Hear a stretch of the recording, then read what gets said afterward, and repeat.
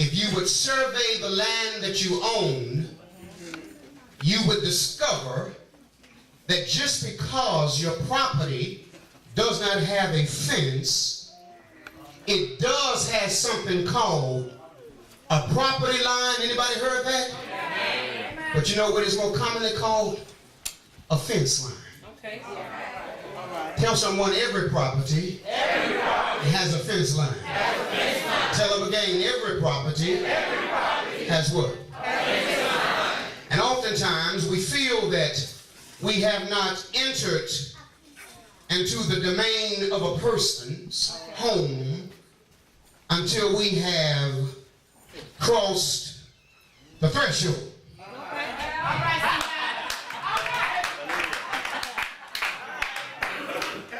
But what we fail to realize is that because every property has a property line, a demarcation, an easement, it has a boundary. The truth of the matter is that long before we enter into the threshold of a person's property, when we cross the fence line, we're already on the premise of the property holder. How many of you all would agree with me?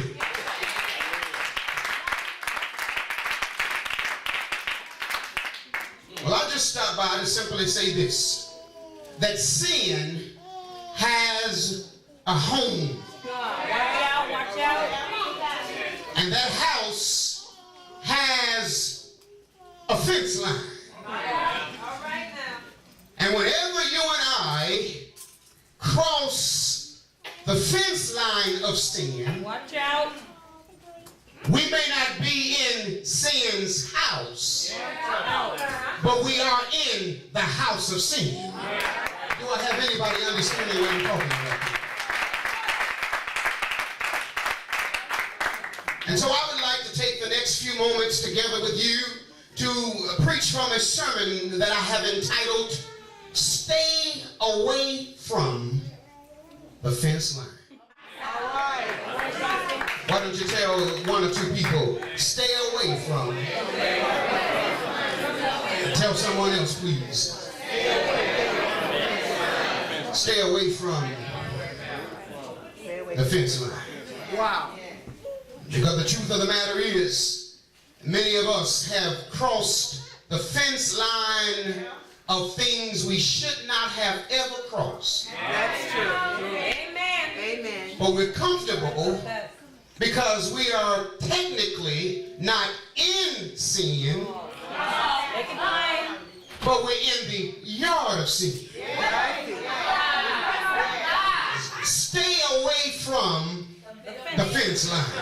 Somebody help me preach. Stay away from the fence line. Come on, my left side, tell the right side what I'm preaching about. Stay away from the fence line. Right side, don't let them do you like that. Tell them what you want to say. Stay away from the fence line. Stay away from the fence line. Jesus said it this way in Matthew chapter 5 and verse number 48.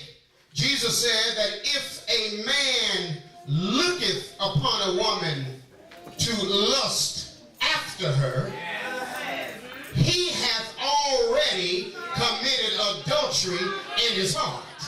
Which means this, Executive Deacon, sometimes our looks can cross the fence line. Amen. Now hear what Jesus was saying in this passage. Jesus was not saying literally that a look is wrong. But the word look here in the Greek refers to a long, lingering look, long after the person or thing is gone. That's called a mental look. Tell someone that's a mental look. So Jesus suggests to you and I that when a person mentally undresses another,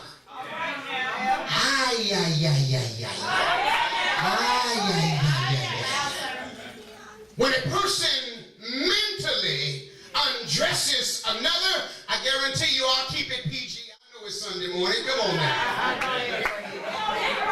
So you gotta catch me as I throw words. Gotta catch me. When a person mentally disrobes another, they sit comfortably because they say, well, it's just a thought.